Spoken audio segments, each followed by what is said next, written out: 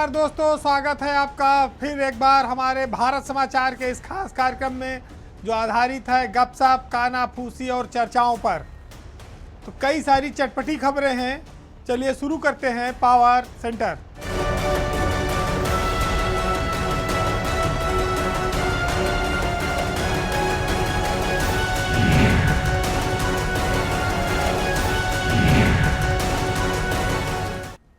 आज शुरुआत एक अच्छी खबर से है। ब्यूरोक्रेसी में आईएएस अफसरों ने कुछ अच्छा काम किया है, जिसके लिए राष्ट्रीय स्तर पर उत्तर प्रदेश का एक बार फिर से नाम हो गया है। मामला प्रधानमंत्री अवार्ड के लिए चयन से जुड़ा हुआ है। उत्तर प्रदेश में 4 जिलों के डीएम जल संरक्षण के लिए प्रधानमंत्री अवार्ड से चयनित किए गए हैं और उनको इसी महीने अक्टूबर में दिल्ली में ये अवार्ड दिया जाएगा। जो कहते हैं ना, विंध्याचल का इलाका और जो बुंदेलखंड का इलाका है, ये इलाकों में जहां पानी की किल्लत रहती है, वहां के जिलाधिकारी इस अवार्ड के लिए चयनित किए गए हैं। 4 जिलों के डीएम ने अच्छा काम किया है। पूरे देश भर से उत्तर प्रदेश जोन 1 में उसके जिले जो हैं वो 3 टॉप पर हैं और चौथा दूसरे नंबर पर आया है। तो बात करेंगे, चाहे मिर्जापुर मंडल हो, चाहे बुंदेलखंड का इलाका हो, कानपुर से शुरू होकर जो चित्रकूट और चाहे झांसी का इलाका हो, उत्तर प्रदेश में जल संकट गर्मियों के दिनों में बढ़ जाता है, खास तौर से इन इलाकों में। और ये कहा जाता है कि जिलाधिकारी अपनी ऐसी गाड़ी में, अपनी ऐसे कमरों में रहते हैं, लेकिन उनको जनता का दुख दर्द दिखाई नहीं पड़ता है। प्रधानमंत्री नरेंद्र मोदी की प्रेरणा से जल संरक्षण के लिए एक अवार्ड भारत सरकार ने शुरू किया है, जिसमें जिलों के डीएम अच्छा काम करने पर उनको सराहना मिलती है और उनको सम्मान मिलता है। इतना ही नहीं, प्रत्येक जिले को 2-2 करोड़ की नगद राशि भी दी जाती है। इसी से प्रेरित होकर आप कह सकते हैं कि मिर्जापुर के डीएम पवन गंगवार, उनका जिला बनारस जो प्रधानमंत्री का संसदीय क्षेत्र भी है, वहाँ पर डीएम है। बनारस जो प्रधानमंत्री का संसदीय क्षेत्र भी है, वहाँ पर डीएम है सत्येंद्र कुमार वो। और इसके अलावा जालौन के डीएम राजेश पांडे और चित्रकूट के डीएम शिव सड़प्पा को प्रधानमंत्री अवार्ड के लिए चयनित किया गया है। ये चारों जिले उसी इलाके में हैं जहाँ पानी की किल्लत है। चाहे मिर्जापुर का जिला हो, पवन गंगवार जहां डीएम है, सत्येंद्र कुमार वाराणसी में डीएम है, वो भी मिर्जापुर से सटा हुआ इलाका है। और तीसरे नंबर पर राजेश पांडे, चौथे नंबर पर चित्रकूट में शिव सड़प्पा जिलाधिकारी हैं। इन चारों लोगों ने जल संरक्षण के क्षेत्र में अपने जिले में बेहतर काम किया है और इनका नाम प्रधानमंत्री अवार्ड जल संरक्षण के लिए चयनित किया गया है। राष्ट्रपति द्वारा इसी महीने ये अवार्ड इनको दिया जाएगा। वैसे तो उत्तर प्रदेश बहुत विशाल प्रदेश है, लेकिन जो पानी की किल्लत है वो खाली पहाड़ी इलाकों में नहीं है, वो मैदानी इलाकों में भी है। आप चाहे राजधानी लखनऊ से लेके, उन्नाव से लेके कानपुर तक इधर चले जाइए, और चाहे इधर आगरा तक चले जाइए, जहाँ पर पानी आपको काफ़ी संकट में है, पानी आसानी से मिलता नहीं है, लेवल नीचे जा चुका है। ज़रूरत इस बात की है कि जल का संचयन किया जाए, उसका संरक्षण किया जाए और लोगों को, जो आने वाली पीढ़ियां हैं, उनके लिए पानी की पर्याप्त व्यवस्था रखी जाए। जिन इलाकों में जहां पथरीली ज़मीनें हैं, वहां पानी स्टोर करना मुश्किल है, इसीलिए वहां पर तालाब, कुएं, डैम, जलाशय ये सब बनाए जाते हैं। और इन अधिकारियों ने इसमें रुचि लेकर इन इलाकों को हरा भरा करने में, लोगों के जीवन में खुशहाली लाने में बड़ा महत्वपूर्ण रोल निभाया है। सरकारें जिन अफसरों का चयन करती हैं, उनको कभी जात के आधार पर नहीं देखा जाना चाहिए। ये बात इन अफसरों ने साबित किया है। प्रतिभा, मेहनत वो अपने आप बोलती है, जैसे कहते हैं काम बोलता है। अब राष्ट्रीय स्तर पर जो आदमी चमक जाए तो स्वाभाविक है कि उसके काम में कोई उंगली आसानी से उठा नहीं सकता। और इन्होंने अपने काम से उत्तर प्रदेश सरकार का नाम रोशन किया है। तो ऐसे अफसरों को सम्मान देश के स्तर पर मिला है, लेकिन ये ध्यान रहे कि प्रदेश के स्तर पर भी इनका सम्मान कम ना होने पाए। अब बात एक सफेद हाथी की। सफेद हाथी शब्द जो है वो सरकारी तंत्र में जब कोई व्यवस्था खराब हो जाती, बिगड़ जाती है, तो उसके लिए इस्तेमाल किया जाता है। सफेद हाथी इसलिए होता है कि ना तो वो चल फिर सकता है, ना आप उसको उठा के एक जगह से दूसरी जगह रख सकते हैं, ना उसके दांत किसी इस्तेमाल में आ पाते हैं, और ना ही वो पर्यावरण के लिए किसी प्रकार का कोई योगदान दे सकता है। तो उत्तर प्रदेश का परिवहन विभाग इस समय सफेद हाथी के एक बेड़े की तरह है, जिसमें बसें तो काफ़ी हैं, लेकिन ये बसें सड़क से ज़्यादा गैराज में खड़ी नजर आती हैं। तमाम दावों और कोशिशों के बाद भी यूपी का जो परिवहन विभाग है, उसकी जो खटारा छवि है, उससे वो आज तक उबर नहीं पाया है। हालांकि विभाग के मंत्री दयाशंकर सिंह, अक्सर आप वीडियो देखते होंगे कि बस में चढ़ जाते हैं और यात्रियों से पूछते हैं कि भैया कोनो तकलीफ तो नहीं ना, लेकिन यात्री तो भूसे की तरह भरकर रोडवेज की बसों में यात्रा कर रहे हैं, जा रहे हैं। चिलचिलाती गर्मी में लोग बिलबिला रहे हैं। उत्तर प्रदेश में इसी सब समस्या से निदान के लिए सरकार ने एसी बसें खरीदनी शुरू की थी, और उम्मीद ये थी कि उत्तर प्रदेश की सड़कों पर ये बसें सरपट दौड़ेंगी। स्मार्ट सिटी में 741 एसी बसें खरीदी गईं, लेकिन सिर्फ 482 बसें ही चल रही हैं सड़कों पर। बाकी 260 के लगभग बसें गैराज में खड़ी हुई सड़ रही हैं। अब आप कह दीजिए कि अगर ये बसें चलती तो यात्रियों को ठंडक भी मिलती, राहत भी मिलती और सरकार को पैसा भी आता। तो करीब 45,000 यात्री प्रतिदिन प्राइवेट और डग्गा मार बसों के भरोसे उत्तर प्रदेश में सफ़र करते हैं। सरकार की जो 741 बसें हैं, उसमें 482 ही सड़कों पर चल रही हैं। 35% बसें गैराज में खड़ी हैं। अधिकतर बसें एसी बसें खस्ता हाल हैं, बेड़ा पुराना हो चुका है, आए दिन खराबी रहती है। मेंटेनेंस जिस प्राइवेट कंपनी को दी गई है वो समय से करती नहीं, लापरवाही करती है। और मुख्यमंत्री से वाहवाही लूटने के लिए उत्तर प्रदेश के परिवहन विभाग ने 76 इंटरसेप्टर वाहन खरीद लिए। इंटरसेप्टर वाहन वो होते हैं जो दुर्घटनाओं को रोकने के लिए बड़े कारगर माने गए हैं। कैमरों से लैस होते हैं, सड़क की स्थिति के बारे में बताते हैं, जाम की स्थिति के बारे में बताते हैं, और लोगों को राहत भी पहुंचाते हैं यात्रियों को। मुख्यमंत्री ने हरी झंडी दिखाई, वो इंटरसेप्टर वाहन मुख्यमंत्री आवास लाए गए 76, और जब मुख्यमंत्री ने झंडी दिखा के रवाना कर दिया तो फिर वो शहीद पथ के माध्यम से जाके आरटीओ के गैराज में खड़े हो गए। तो आज भी 76 में से 55 वाहन यार्ड में खड़े हैं। ट्रांसपोर्ट नगर में आरटीओ का एक फिटनेस सेंटर है, वहां पर वो धूल फांक रहे हैं। और 6 सितंबर को मुख्यमंत्री ने दिखाया था, 1 महीना लगभग होने जा रहा है, इंदिरा गांधी प्रतिष्ठान में कार्यक्रम हुआ था। तो लोगों ने सोचा होगा कि वाहन जा रहे हैं, यहाँ से रवाना कर दिए जाएंगे, जिले में जाएंगे। जिले में नहीं गए, वो गैराज में खड़े सड़ रहे हैं कि बसें अलग खड़ी हैं, इंटरसेप्टर वाहन अलग खड़े हैं।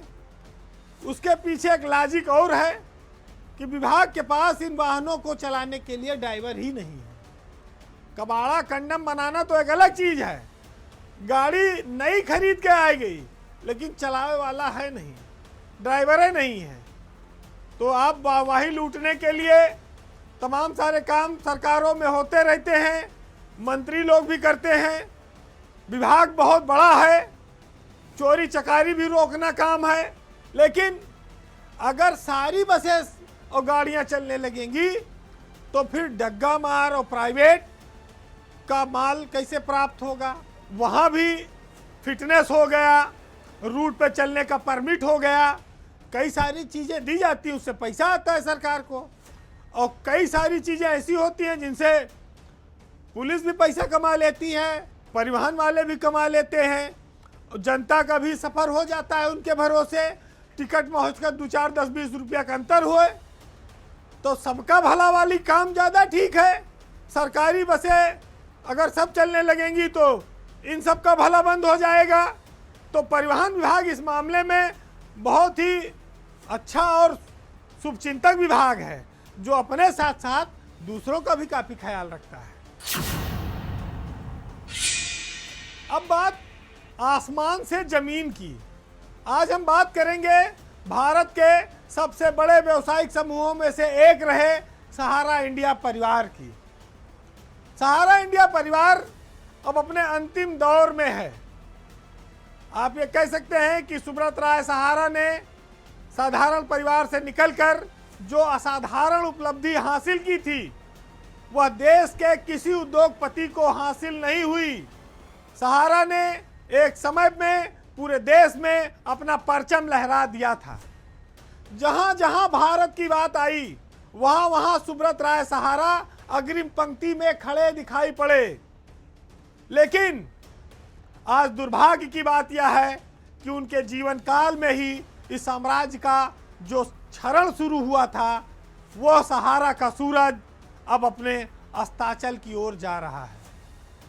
सुब्रत राय सहारा का नाम इतिहास के कालखंड में सम्मान के साथ दर्ज तो हो गया और वो अमर भी हो गए, लेकिन उनकी मेहनत और खून पसीने से बनाई गई इस नाम, सम्मान और साम्राज्य का धीरे धीरे पतन शुरू हो गया। एक व्यक्ति अपनी मेहनत से, अपनी काबिलियत से किस बुलंदी तक पहुंच सकता है, वो नाम है सुब्रत राय सहारा। वह जितने बड़े उद्योगपति थे उतने ही बड़े दिलवाले इंसान भी कहे गए।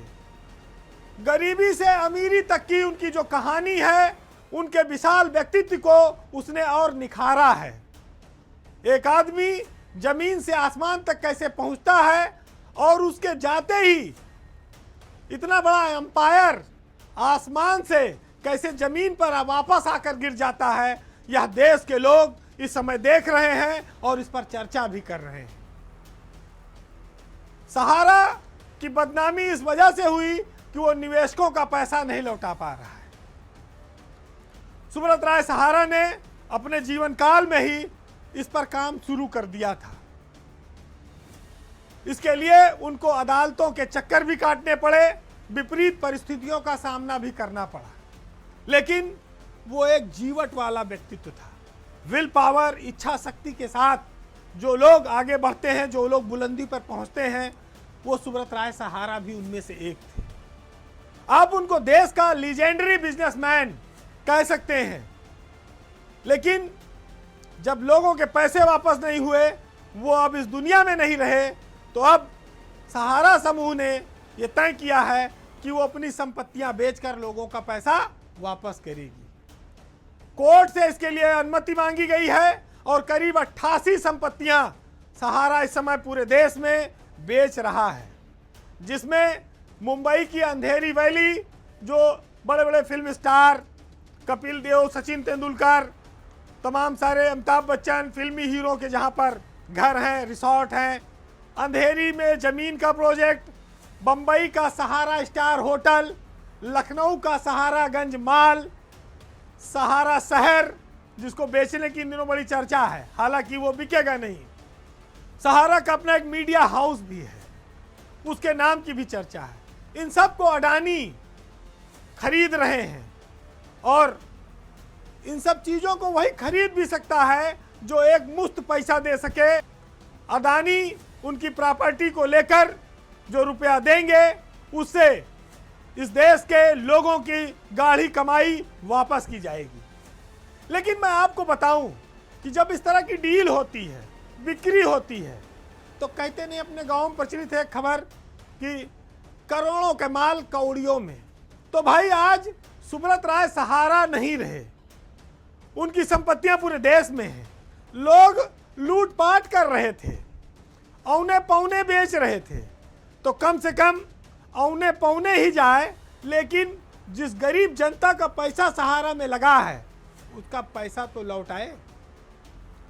वैसे आपको सिर्फ एक उदाहरण बताऊं जिसकी चर्चा है कि जो मुंबई की एम्बे वैली है महाराष्ट्र की, उसकी ही कीमत बाजार दर लोग बताते हैं कि 4 लाख करोड़ रुपया है। सूरत राय सहारा चले गए, लोग उनको याद करते हैं, उस दौर को भी याद करते हैं जब वो इस देश की क्रिकेट टीम पर छाए हुए थे।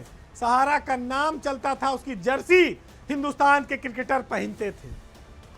सहारा के अपने जहाज चलते थे जिस पर यात्री और तमाम राजनेता भी सफर कर चुके हैं। पूरा बॉलीवुड एक वक्त में सुब्रत राय सहारा की माला जपता था। वो ये सोचता था कि सुब्रत राय सहारा हमें भी आमंत्रित कर लें। एक मुंबई का यह सहारा स्टार होटल अकेला नहीं है। सुब्रत राय सहारा ने न्यूयॉर्क में, लंदन में भी होटल खरीदे, विदेशों में उन्होंने अधिग्रहण किया और अंतर्राष्ट्रीय स्तर पर सहारा के नाम की एक धाक जमाई। यूपी से कर्म क्षेत्र बनाकर निकला एक उद्योगपति जिसे इस देश में उद्योग जगत में रॉबिन हुड के नाम से जाना जाता था। उसने जो चमत्कार किया उसकी बराबरी करने वाला आज की तारीख में कोई नहीं है। कुछ दिनों बाद लेकिन ये सब सहारा की संपत्तियों पर अडानी के बोर्ड लग जाएंगे, जिनके एक समय में मुख्यमंत्री मुलायम सिंह कायल थे, अमिताभ बच्चन जिन्हें अपना भाई मानते थे, देश के प्रधानमंत्री अटल बिहारी वाजपेयी जिस सुब्रत राय सहारा को स्नेह करते थे, उनके निमंत्रण पर हर कार्यक्रम में मौजूद रहते थे। वो सुब्रत राय सहारा का साम्राज्य धीरे धीरे धीरे अब समापन की ओर है। इस व्यक्ति ने परिवार की खातिर, समूह की खातिर, देश की खातिर कभी सर झुकाना नहीं सीखा। पैसा चाहे जितना लग जाए लेकिन सम्मान से समझौता नहीं किया। ऐसे ही लोग लंबे समय तक, युगों युगों तक देश में याद किए जाते हैं।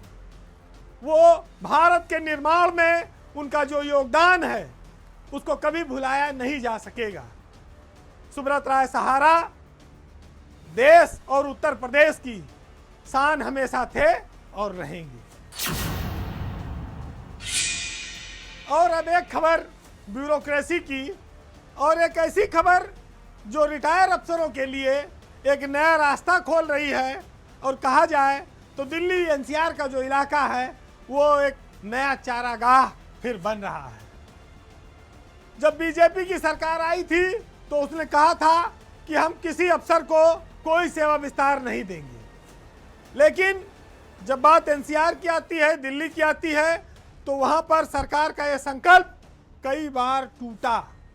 अपने चहेते अफसरों को उपकृत करने के लिए सरकार ने उन वसूलों को तिलांजलि दे दी जिसको लेकर वो चुनाव में कसम खाकर आई थी। दिल्ली के नज़दीक के इलाके में एक अथॉरिटी है, यमुना अथॉरिटी। यमुना अथॉरिटी उत्तर प्रदेश के रिटायर अफसरों के लिए अब एक सुरक्षित स्थान बन गया है। जो अफसर रिटायर होता है, सरकार उसे फिर से वहीं पुनर्नियुक्ति दे देती है। ऐसा तो एक अफसर के लिए 7 बार हो चुका है, जिनका नाम था अरुण वीर सिंह। और अरुण वीर के बाद अब राकेश कुमार सिंह दूसरे वीर अफसर हैं जिन्होंने यमुना अथॉरिटी के सीईओ पद पर पुनर्नियुक्ति अथवा सेवा विस्तार हासिल किया है। कहते हैं कि एक बड़ी मुश्किल से गया था, कई सारे मानक टूटे थे उसके लिए। यमुना अथॉरिटी एनसीआर के इलाके में है, नोएडा जिले में है। आप कहते हैं कि वहाँ पर जो अफसर जाता है वो बहुत ताकतवर होता है, सरकार का बहुत निकट होता है, करीबी और भरोसेमंद होता है, और वहाँ पर इतनी व्यवस्था है, इतना माल मात्रा है कि आप फिर वो मोह छोड़ नहीं पाते, और येन केन प्राकारेण आप वहाँ पर बने रहने की कोशिश करते हैं। जब राकेश कुमार सिंह को यमुना अथॉरिटी का जब राकेश कुमार सिंह को यमुना अथॉरिटी का सीईओ बनाया गया था तब उनकी नौकरी मात्र 3 महीना बची हुई थी। तभी ये बात मान ली गई कि राकेश सिंह अब सरकार के अगले ब्लू आइड बॉय बनने वाले हैं। और जब 3 महीने बाद यानी कि इसी 30 सितंबर को जब उनका रिटायरमेंट हुआ तो सरकार ने उसी दिन उनको 1 साल के लिए फिर से यमुना अथॉरिटी का सीईओ और नोएडा इंटरनेशनल एयरपोर्ट का सीईओ नियुक्त कर दिया है। तो आप एक बात ये भी सोच सकते हैं कि भाई यमुना अथॉरिटी में ऐसा क्या है कि जो तैनात होता है वहीं से रिटायर होता है, फिर वहीं पर दोबारा प्रतिनियुक्ति ले लेता है, पुनर्नियुक्ति ले लेता है, सेवा विस्तार ले लेता है, बार बार ऐसा क्यों पूजित किया जा रहा है? तो इसलिए भी हो सकता है क्योंकि अथॉरिटी बहुत बड़ी है, हजारों करोड़ का वारा न्यारा होता है, बहुत सारे नेताओं से लेकर अफसरों की स्टेक लगी रहती है, उद्योगपति तो तीसरे चौथे नंबर पर आता है, सहूलियत बाद में मिलती है उसको, पहले अफसर को सहूलियत चाहिए और नेता को चाहिए, बाद में फिर उद्योग लगाने वाले को मिलती है। अब आप ये भी कह सकते हैं कि भाई जो ये एनसीआर का इलाका ये अफसरों को बड़ा पसंदीदा रहा है उनकी पोस्टिंग का, क्योंकि यहाँ सुख सुविधाएं बहुत हैं। सुख सुविधाएं तो चलो एक चीज़ है, सरकार सबको देती है गाड़ी बंगला, लेकिन ये देखा जाता है कि कहाँ पर कितना खुदाई करने पर कितना पानी निकल सकता है। तो नोएडा के इलाके में एक बार जो नौकरी करने चला गया वो गले तक एकदम तर हो जाता है, भर जाता है, कई बार उल्टी होने की नौबत भी आ जाती है और वो फिर प्रदेश में लौटकर किसी और जिले में नौकरी नहीं कर पाता और सरकार भी इसको जानती है, इसीलिए ऐसे अफसरों को बार बार वहाँ तैनाती भी देती है। तो इस मामले में राकेश सिंह फिर भाग्यशाली साबित हुए हैं कि वो पहले गाजियाबाद में डीएम भी रहे और गाजियाबाद अथॉरिटी विकास प्राधिकरण के वो वीसी भी रहे हैं। वहाँ पर उनको एनसीआर में रहने का, वहाँ के तौर तरीकों का और माहौल से वाकिफ होने का एक अच्छा अनुभव प्राप्त है। और एक ज़माने में राकेश सिंह भी, आजम खान जो आजकल जेल से छूटे हैं, उनके भी काफ़ी भरोसेमंद और पसंदीदा अफसर थे वो, और वो लखनऊ में नगर आयुक्त भी रहे हैं। वो कहते हैं ना कि कौम के गम में डिनर खाते हैं हुक्काम के साथ, रंज अफसर को तो बहुत है मगर आराम के साथ। सियासत, सत्ता, इन दोनों के चरित्र हमेशा आम जनमानस को दिए गए आश्वासन से अलग रहे हैं। तो बहुत इसीलिए दुखी होने की ज़रूरत नहीं है, सबका अपना अपना समय है, सबकी अपनी अपनी किस्मत है। आज राकेश सिंह की चमक रही है। फिलहाल आज के पावर सेंटर में इतना ही, लेकिन जो लोग मौज में हैं, जो लोग शीर्ष पर हैं, वो इस बात को न भूलें कि उनके साथ के बहुत सारे लोग किनारे पड़े हैं, दुख दर्द झेल रहे हैं। ये तो वक्त की बात है, इस पर अभिमान करने की ज़रूरत भी नहीं है। अब जाते जाते हम आपको कुमार विश्वास के कुछ लाइनें हैं उनके साथ छोड़ जाएंगे, जो सत्ता के काम काज के तरीकों को और बयानों के अंतर को दर्शाती हैं। सुनिएगा। वो बोले दरबार सजाओ, वो बोले जयकार लगाओ, वो बोले हम जितना बोले तुम केवल उतना दोहराओ, वाणी पर इतना अंकुश कैसे सहते, हम कबीर के बंसज चुप कैसे रहते। हमने कहा अभी मत बदलो, दुनिया की आशाएं हम हैं, वो बोले अब तो सत्ता की वरदाई भाषाएं हम हैं। इतने मतभेदों में बोलो मन की क्या कहते, हम कबीर के बंसज चुप कैसे रहते। नमस्कार।